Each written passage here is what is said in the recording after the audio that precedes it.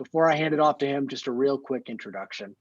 Rodney K. Rogers assumed the role as the 12th president of BGSU on February 23rd, 2018, after serving in the interim post since January 1st. Prior to being named president, Rodney had served as provost and senior vice president since 2012, and before that, dean of BGSU's Allen W. and Carol M. Schmidthurst College of Business since 2006. Experienced in both academia and business, Rogers is a PhD from Case Western Reserve University, an MBA from BGSU, and a BA in music from Ohio Northern University. Before completing his doctorate at Case, he practiced as a CPA for 10 years. Dr. Rodney, the floor is yours. Great, thank you. That was a longer introduction than certainly necessary, but Danny, thank you very much. Thank you for giving me a few moments.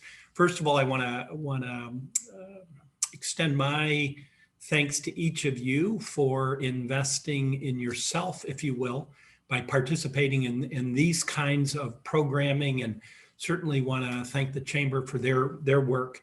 Talent is the key. Talent is the key for our future, for our communities, for our state, for the Midwest, for the United States, for the world. It's about people coming together on some common causes, of course, and sharing of ideas and working together, whether it be driving the economic vitality, the educational vitality, the cultural vitality. You put in the blank, but you fill in. But all of those sorts of things are so key. So the fact that you're here today and participating in this program, I want to say I admire that a great deal, and you are the future leaders that we will be looking to lead into the future. So, Danny, one of the questions posed to me, and I thought, what I was asked is, what's some advice you'd be giving to a younger self? Let me just say, the last year, I think I've aged a lot. So maybe just advice since the last 323 days, which is how many days it's been since the governor declared a state of emergency. But I've aged a lot, but a younger self, going back in time, I'll talk about that in a second. And then just some overarching, and these are just some kind of leadership sorts of ideas that over the years I've jotted down, and I keep refining, and I just want to share a few of those things with you as at least what's been useful for me. And let me also say that I am not, each of us find our own journey. Each of us use our own approach in differing ways, and that's what makes life interesting. It's what builds stronger communities, because each of us have different approaches. So I'm not by any way suggesting what I'm going to say today it may be appropriate for you, but if there's a few things there that you might say, yeah, that's an interesting idea, I feel like I've helped pass along at least some wisdom that people shared with me because of the importance of mentorship. And so here's, I'll get into the maybe a comment about my advice to the younger self. I'm not sure at the beginning I understood the importance of mentorship. And I think part of this is I enjoy engaging with people. I enjoy making those connections. And in many ways, maybe I wish I would have told my younger self to listen more deeply, listen a little bit in a way to ask the follow-up question, to be more curious, if you will. And so, and then that leads into this wisdom that one gains from talking to others that perhaps have had some challenging experiences that they've successfully dealt with or not successfully dealt with, but they've learned some key things. So this idea of making sure that you understand the importance of relationships and connections and how you listen deeply, and those relationships are very key. So relationships, connections, listening deeply. I'd probably also tell myself, Rodney, take some more risks.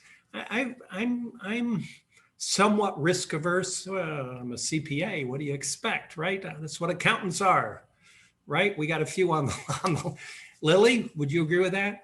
Dana, would you agree with that? Yeah, we like things, and I'm not speaking for all CPAs, but I'm just speaking for myself. But sometimes we like things pretty defined, and in some ways, I wish my advice would be, take some more risks. I think I took some, but I'm always curious. What if I perhaps might have taken a little bit more risk, calculated, and making sure you don't do crazy stuff. That's not what I'm saying, but almost looking for opportunities a little bit more. So those are some things that I would give advice to my former self, and this idea about and the reason I'm saying that now is those connections and relationships. I'm not sure when I was a professional at 21, working for my first professional career job, I should say, out of undergrad, was actually in Toledo, Ohio, and was with a company called Arthur Young at the time, which is now Ernst & Young. And I was there for a little bit during that transition. Adele, and I knew Adele when she was she was a first year person. So Dana, tell Adele I said hello, okay? I will. And she is really good friends with my one of my wife's best friends. That's how and then she came to work for Ernst & Young. And so anyway, tell Adele I said hi. Will do. She's an amazing human being. She's wonderful. She's wonderful. But there's a connection. And when you begin to think about, so I started my professional career in Toledo as really an accountant CPA, and then moved around a bit, was down in Columbus, up in Cleveland, and then we were out in Oregon for about 13 years, I think we were in Oregon. And then an opportunity at Bowling Green came back, which brought us back to Ohio. I'll tell you, when I was working in Toledo back at that point, I would have never imagined that I would be back here in Northwest Ohio at Bowling Green State University. Believe me, my career aspirations wasn't to be a college president. I'm not sure anybody, well, maybe somebody, but not many of us, I think, go into it. That's my aspirations.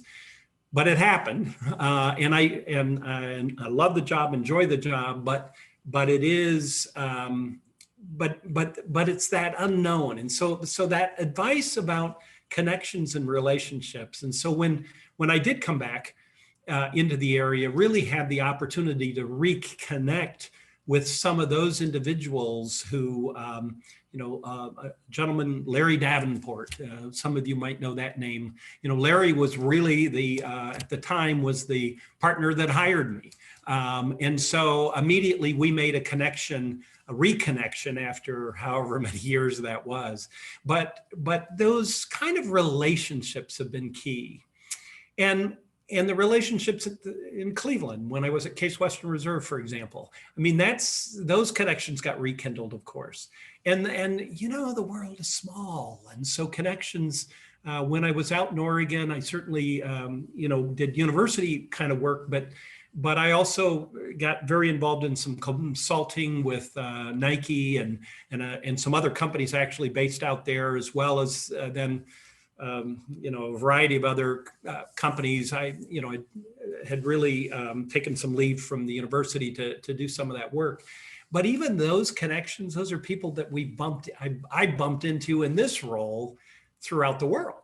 And in some ways, in some cases, it's really helped us advance a win-win agenda where we work together to do some things that help the students of Bowling Green, but also help their organization. And so this idea of this connection and being intentional, and maybe I could have done a better job of always keeping that connection alive.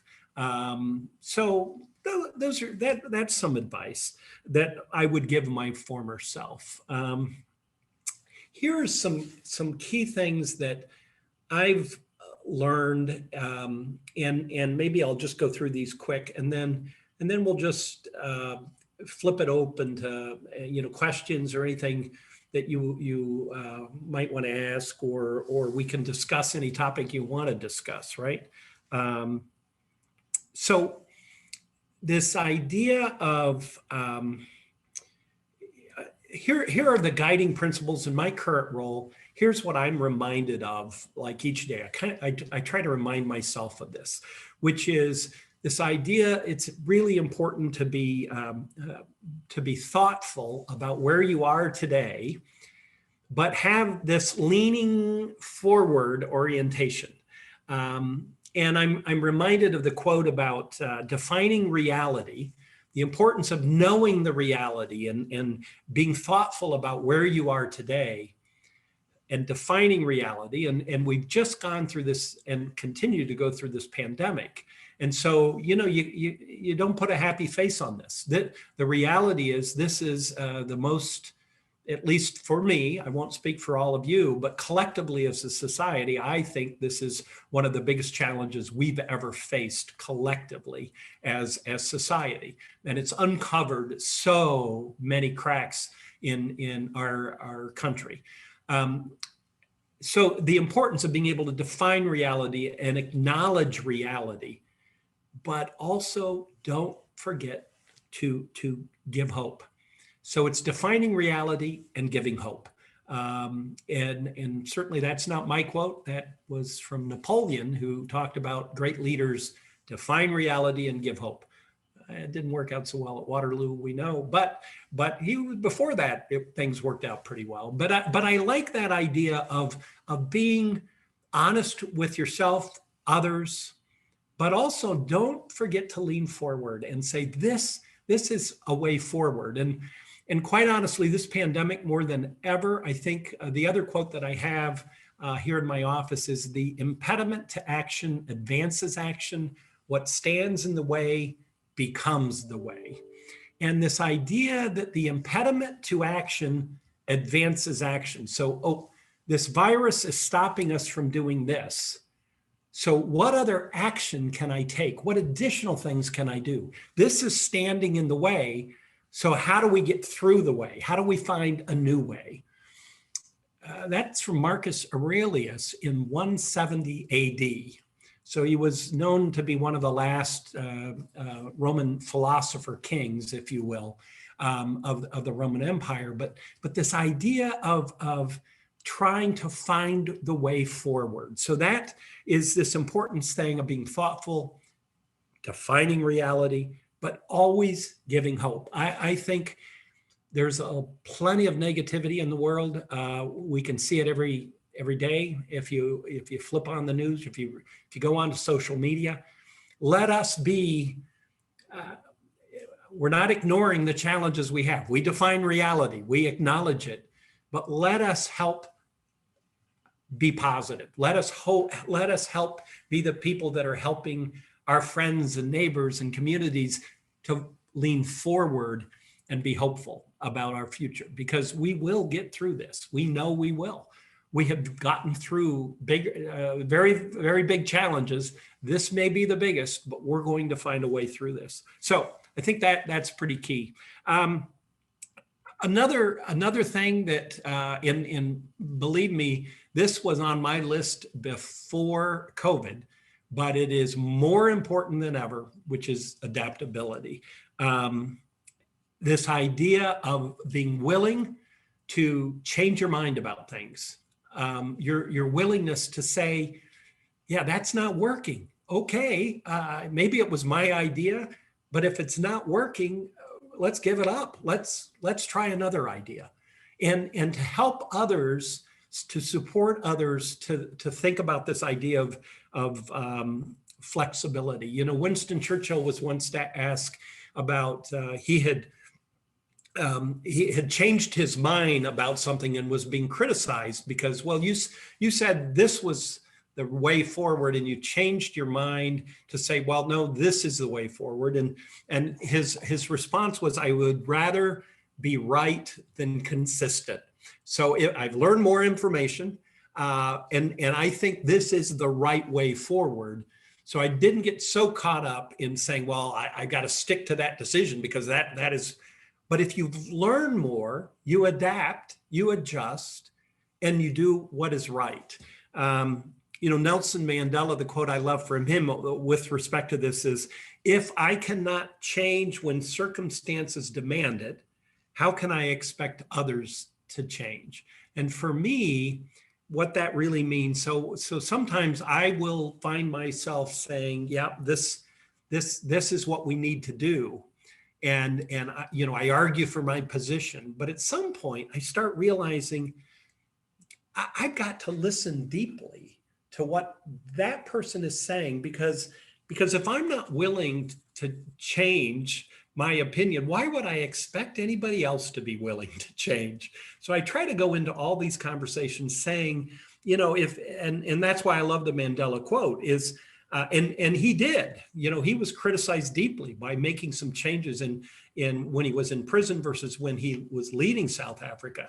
And there were some big critics of oh, you're flip-flopping on us. But his point is he learned more. He learned to be adaptable. He's changed his mind about certain things, but he's still doing what he thinks is right, to be clear.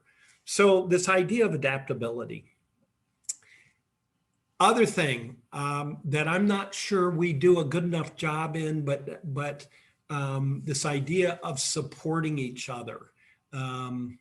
So the line about leaders know when to lead and when to follow.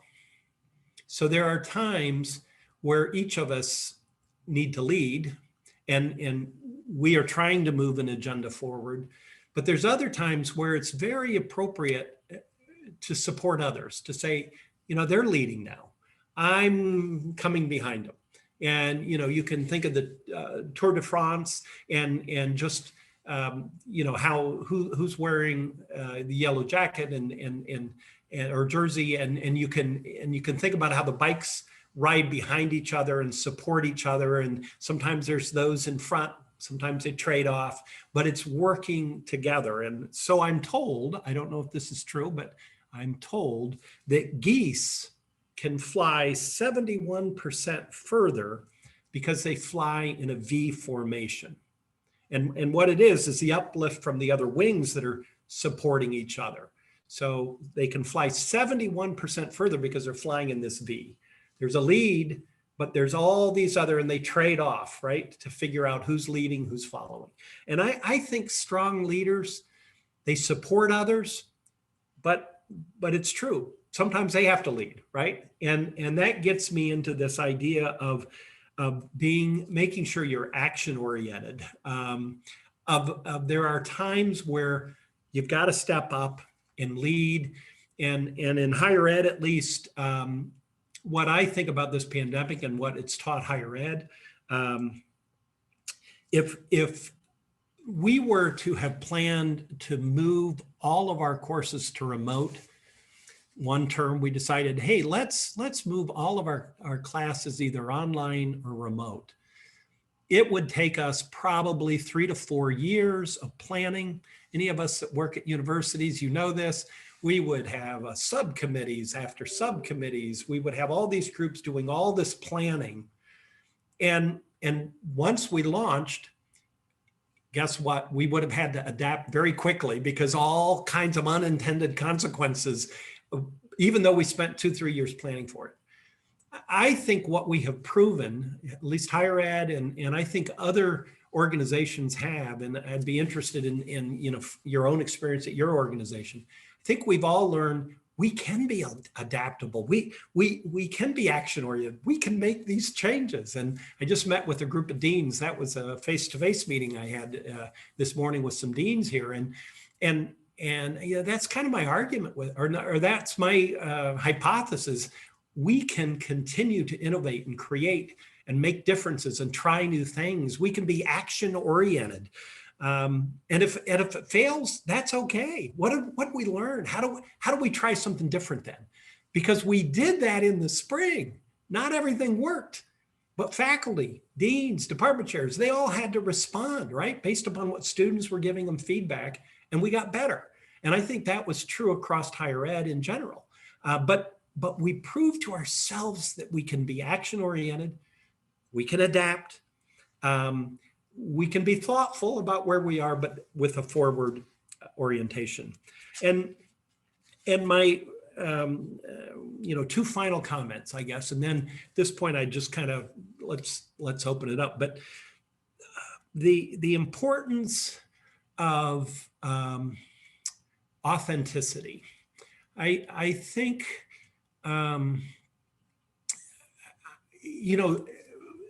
this pandemic, and there again, a lot of these points that I share are some things that certainly have been collected pre-COVID, but many of these are being in my own head, it just kind of reinforced how important they are in a COVID world and then in a post-COVID world. So the idea of authenticity for me is I just try to make sure that the bottom line is in the long run you can't fake it. If you don't believe in a position that you're trying to take, it's going to come out. You say one thing, your actions say another. The hypocrisy of and we kind of have seen a little bit of that during the COVID. I think it's just so important that you've got to believe in kind of what you're saying. You've got to be authentic. That is incredibly important.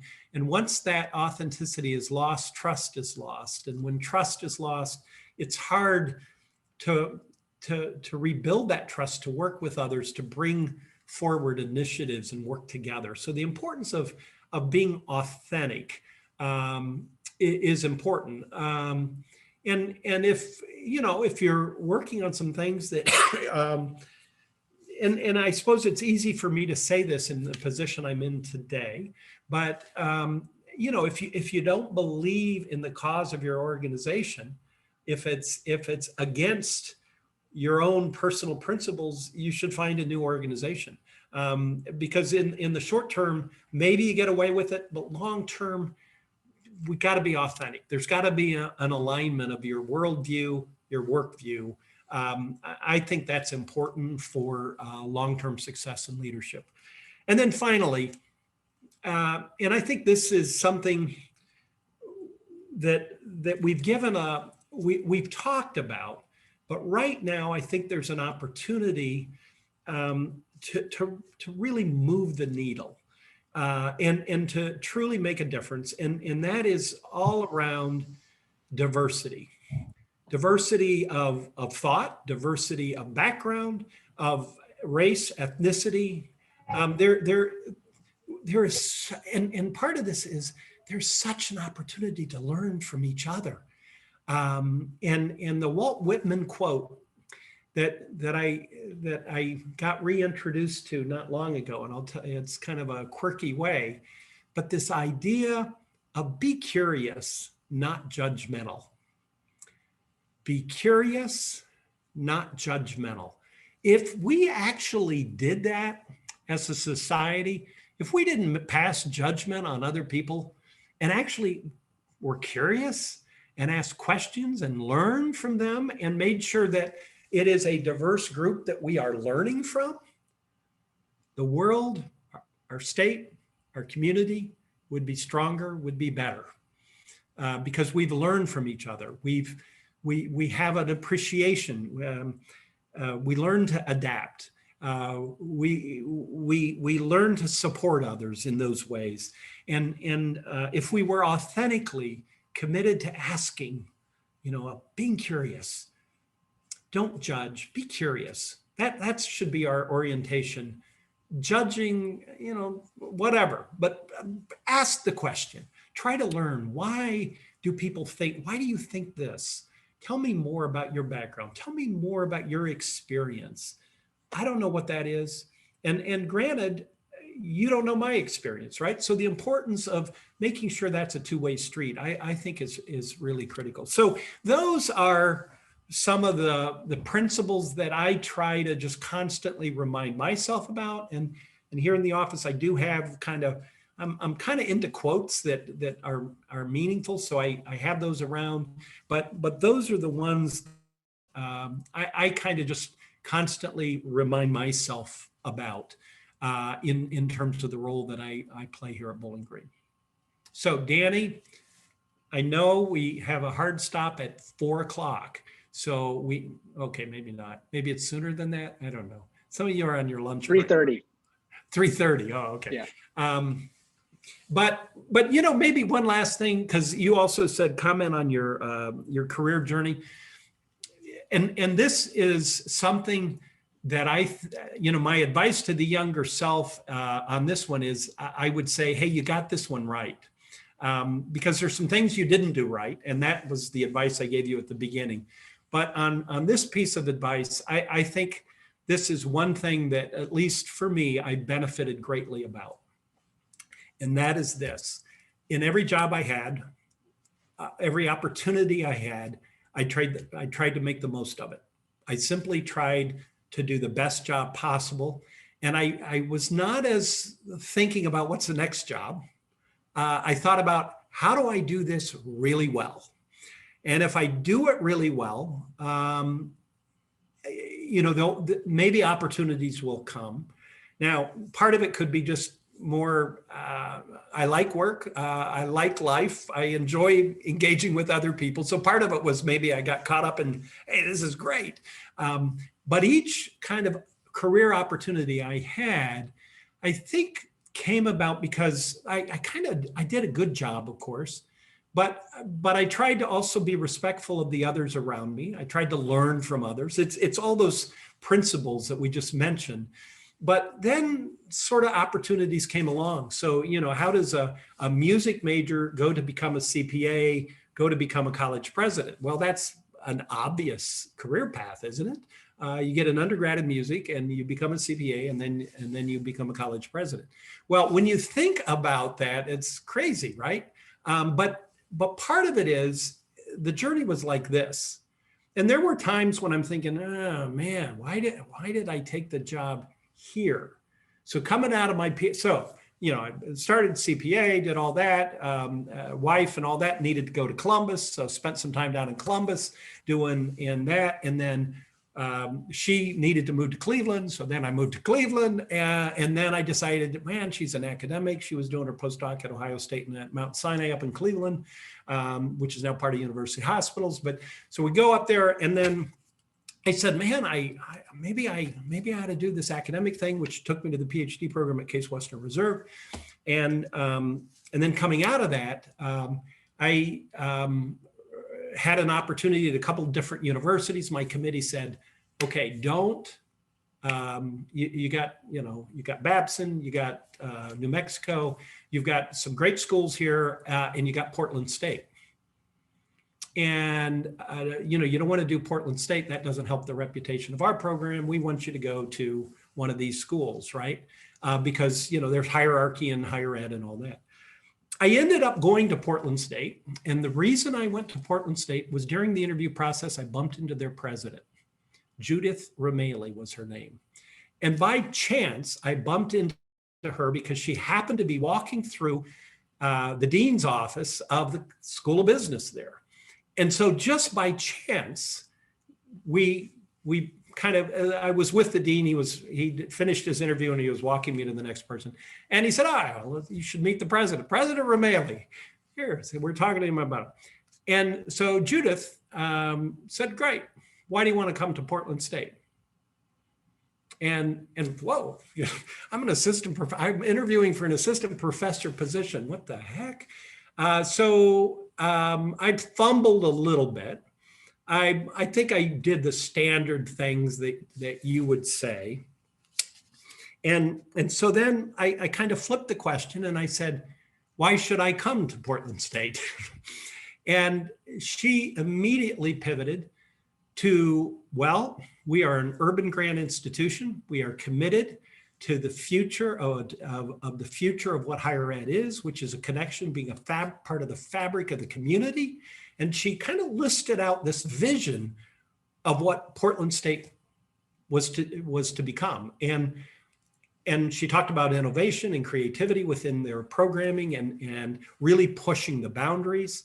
I'm a big admirer of Judith Rameli. She left Portland State, was president of Vermont for a while. She's now retired, living back out in Portland. But so I go to Portland State. I tell my committee, I think I want to go to Portland State. And it was a great group of faculty, had great colleagues. It was terrific support. It was absolutely the right decision, although it wasn't as a prestigious kind of appointment. That's true. But I had a great experience there, which led to these opportunities with companies like Nike, which took me all over the world, through literally all over the world to, everywhere, doing all kinds of work with them around leadership development and the list goes on, which then led to huge work with Starwood Resort, which is now part of Marriott, to Wendy's, to all these organizations. I would have never had that probably opportunity. And my career took a bit of a turn there because it became not just research and teaching, but also executive education and professional development. And in all of that twist and turn, just do the best job you can. You get in, you do good work. People talk to those people. They remind, hey, this guy from Portland State you ought to talk to. He does that kind of work. Boom, boom, boom, boom. And those kind of connections. And then, I'm back here as a dean of business at Bowling Green. I find out a couple of our key alums are actually, I didn't know they were Bowling Green people, but at Wendy's, I had worked with a couple of the senior executives who ended up, wait a minute, I know you. And now here we are at BG. So, and that was true with some connections at Nike, with Intel, with other companies as well. It's a small world. Make those connections, listen deeply, and make sure you're hearing diversity of thought, and that diversity of thought is very broadly defined. But make sure you've got a diverse group of colleagues that you're working with each and every day. Okay, those are my comments. Sorry, Dan. Did I go too long? No, not at all. A lot of great stuff to unpack. I think we got about 10 or 15 minutes left. Now I want to turn it over to the group, see if we have any questions for Rodney, Dr. Rogers. Of course, I have a couple written down, but I want to turn it over before I just let loose and see if anyone else in the audience might want to go first. I want to make a comment. I really enjoyed what you had to say about diversity and curiosity and authenticity. I would say at the beginning of Corona, a friend recommended that I read some Brene Brown, and it's just kind of changed my perspective. I've always been very big on diversity, but that curiosity piece that you put in there, I think when you put all three together, you naturally build a stronger community where people have ties and understandings of each other, regardless of what your background is. You're more willing to listen and learn and grow together. So I found your comments really great, really interesting. And thank you for speaking to us today. One on that listening part and being curious and listening, I'd tell you another piece of advice that Carolyn McKnight was a mentor of mine out in Oregon. There again, I would have never met her. She's a VP of Tektronix at the time. And I would have never met her if it weren't for these other sorts of things I was doing. And Carolyn really became a great mentor friend of mine. She said, Rodney, tell me about how do you listen? Tell me how you listen. And I said, well, active listening, you've heard this. You repeat in your mind what the person said. That's active listening. And there's other techniques. And she said, here's the technique I would use. And this has stuck with me, and I try to use it. Is when you're listening to someone else make a pitch to you or talk to you about an idea, you have to be willing to change your mind about something and agree to it. So listen deeply, like it's going to cause you to change your mind about something. Because if you go into it with that orientation, that you're thinking about changing your mind, you listen much more deeply because internally you've got to process why you're justifying you're going to change your mind on a topic. And so this idea of being curious is not just asking questions, it's also being willing to say, okay, I've got a different perspective now. You've caused me to shift kind of what I thought this idea, who I thought you were, or what the position you're taking. I'm going to change my mind because of the argument you just made. So the importance of being curious, but also truly active listening is so important.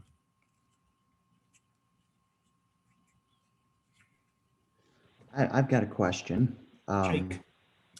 Yeah, as you've gone through this career path, and opportunities have come from different directions, whether expected or unexpected, have you come up to a opportunity where you did some introspection and you realized this does not align with my goals or values or something, and had to make that decision to turn something down that was potentially a good opportunity, but because of the feelings you had or something of that nature, you said no to?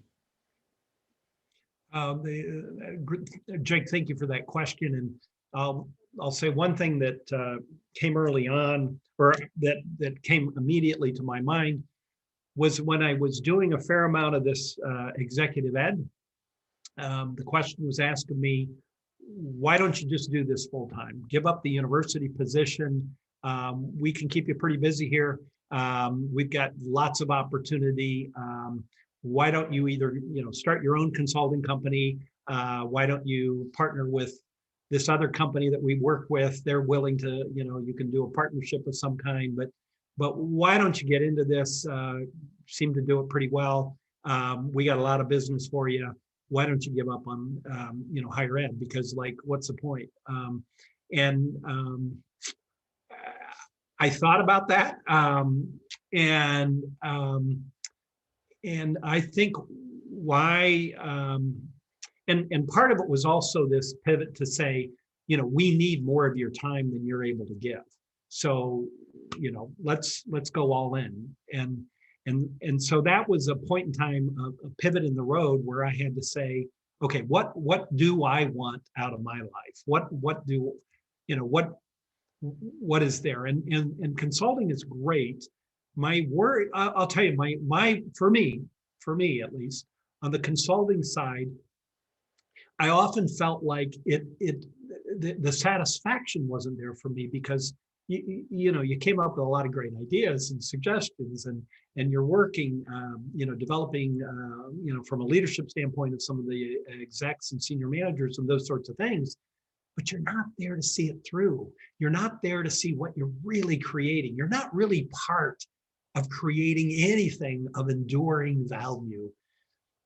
And developing talent and the future leaders that higher ed does, that is enduring value. And so for me, that was the pivot in the road to say, no, I got into higher ed because I believe in the power of education. And here I am. I felt like it wasn't the pivot I wanted, even though, financially it might have been a better pivot. But in this case, it was, I said, no, I'm at a university. It is doing important work. And I strongly believe in what Portland State was doing. Let knowledge serve the city as their motto, if you will, their mantra. And, Portland State is also one of those universities that tend to always get ranked in the top 20 in terms of innovation. And part of that is they just constantly innovate there. And so I tell you, I just learned so much by being there, certainly, and I didn't want to give that up. And in many ways, I wouldn't be in the role I am today if I would have pivoted to more of the consulting. So that's an example that I gave up, that took some deep discussion with my wife, and at the time the kids were too young to know, so I didn't really talk to them.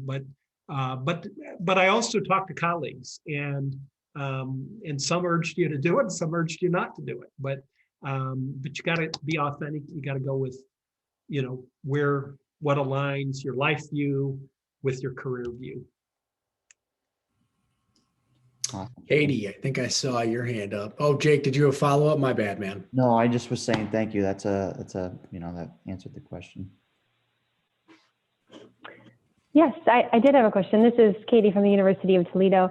You had said something about how you wish that you had taken more risks and looked for opportunities to take risks.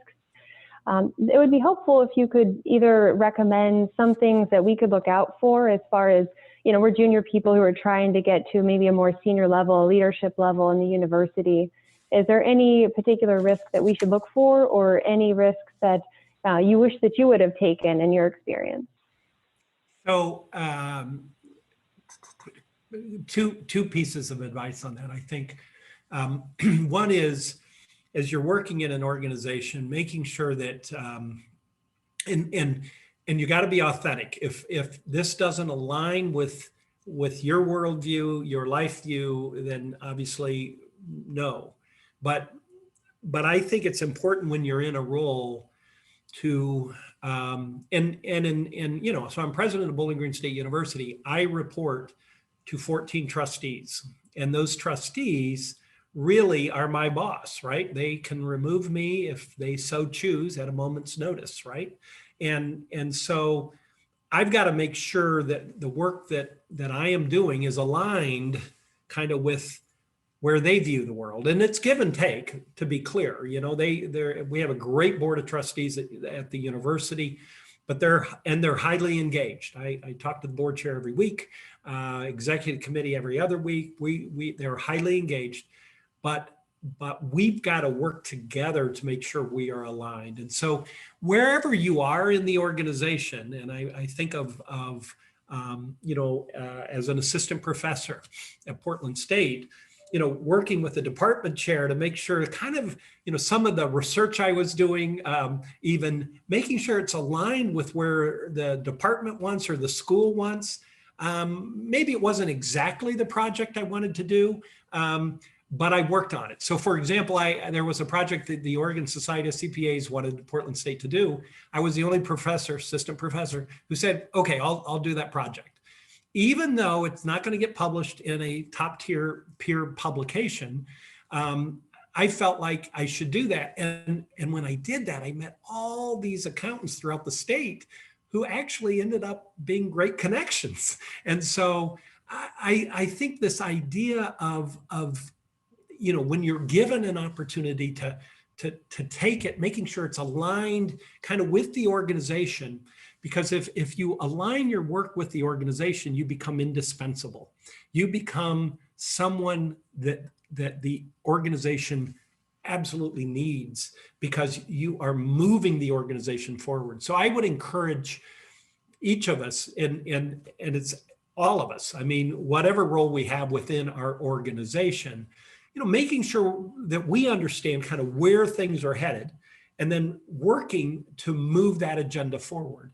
Of course, being authentic, making sure it is aligned with your own personal views, those sorts of things are important. But I would say that is something that I'm not sure I intentionally did, but I probably did that a fair amount. That if somebody came and asked me, okay, here's a project, would you work on it? If I could do it, I would do it. And I would do it well as I could. And I think in some ways that there were some benefits long-term, because they viewed me as a team player, as someone who was trying to help move the organization forward. And so, you know, that's an example at least from higher ed. Thank you. Mm-hmm.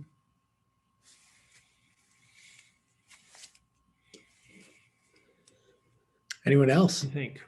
I have a question. Yeah, go for it. Lily.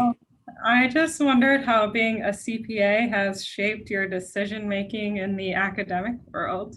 Yeah, believe me, I hear that from the faculty all the time. Oh, all he cares about is the resources. Keeping in mind, without resources, you have no mission. And you got to have both. Resources drive, you know, that allows you to do the work of the institution.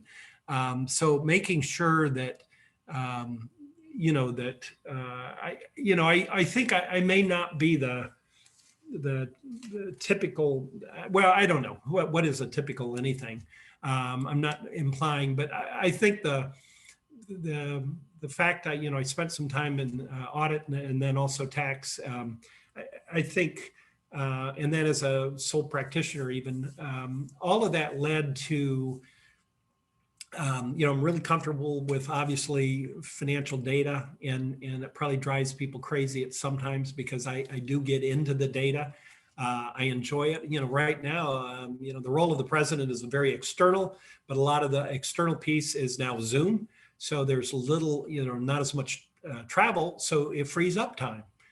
So you get in at 6, you go home at whatever, but it's caused me to start looking at a lot of data now, and it's driving the deans crazy maybe a little bit, because I'm going into a level of detail that presidents typically wouldn't do, but I got time. So hey, I'm working on some of those things. Now I'm kind of joking a little bit here, okay, just so you know.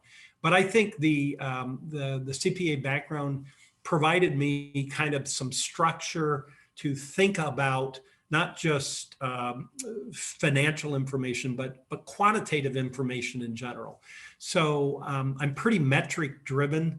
And I think that's probably something that came out from the accounting side, to be metric driven. I kind of believe that if you're not measuring it, it probably doesn't matter. And so the importance of measuring things, making sure that, and you've got to make sure it's the right metric, and sometimes they're qualitative metrics rather than quantitative metrics. I get it, but it's important that in my mind, to help move the organization forward, it's important to have some of those metrics, and I think that comes out of the probably the background, the accounting background, probably. Does that respond, Lily, to you? And I love the falcon there behind you. Okay. Yes. Thank you. Hey, we got time for one more if we got it out there. All right. Well, Rodney and everyone, I want to thank you. So nobody wants to ask me about the score of the Toledo BG game this weekend? Yeah. Nobody? I will say thank you for speaking with us, Rodney. It was funny that we were chatting about Adele earlier. I was working with her on a project, and she chimed in and messaged me as we were speaking. So she says hello as well, just as a real-time response. Okay, great. Well, yeah, she's a wonderful human being. Great, and a great leader, I'm sure, as well. So absolutely. Yep. No, thank you for sharing all those stories. And I think all the questions that were asked were very, very informative and helpful. So we appreciate your time. Thank you. Great. Well, thank you for giving me an opportunity to say a few words. And believe me, I only share this as from my perspective. Each of us have our own journeys that we go through. I have had great mentors in my life that have given me feedback and advice. So having an opportunity to do that for others is very rewarding to me. So thank you. And I'm humbled that you gave me an opportunity to say a few words. And I wish each of you a wonderful career, wonderful life. The importance that you're investing in I said this at the beginning, but you're investing in yourself. You are the future leaders of our region and beyond the region, potentially, depending on where your career takes you, but you're going to be making a difference in your communities. And for that, we're very grateful. So thank you. And Steve Hansen, I learned, I should have brought this up too. I've learned all kinds of things from Steve Hansen as well. And around innovation and trying new things and creativity. And that was because early on when I had a chance to meet Steve, and it was a quote unquote development call, the development officer said, you got to meet the Steve Hansen Company. We're going to try to get some money out of him, right? So as the dean of business, Steve was one of the first people I met. And it was such a great conversation. I don't know if you remember this, Steve, but we went into one of your conference rooms and we just started brainstorming ideas about what could be. And it really wasn't a development call. It was a learning call. I learned so much, learned more about the region, where there were some opportunities. And so, Steve, thank you for all that you do for the region. The B Project is another example of that. That is something we got to drive here in our region. We are going to get through this. The impediment to action advances action. Marcus Shirelli said that, you know, thousands and thousands of years ago. We're gonna get it done. So thank you. You're too kind, Rodney. Take care. Thank you, everyone. We appreciate your time. Rodney, thank you especially for your time. We're very grateful for it. Hope to see you guys at another upcoming Epic event. Stay tuned to our website and Facebook for more. With that, I think we're done. It's lunchtime. Thank you so much, Rodney. Take care. Okay, bye-bye. Thank you.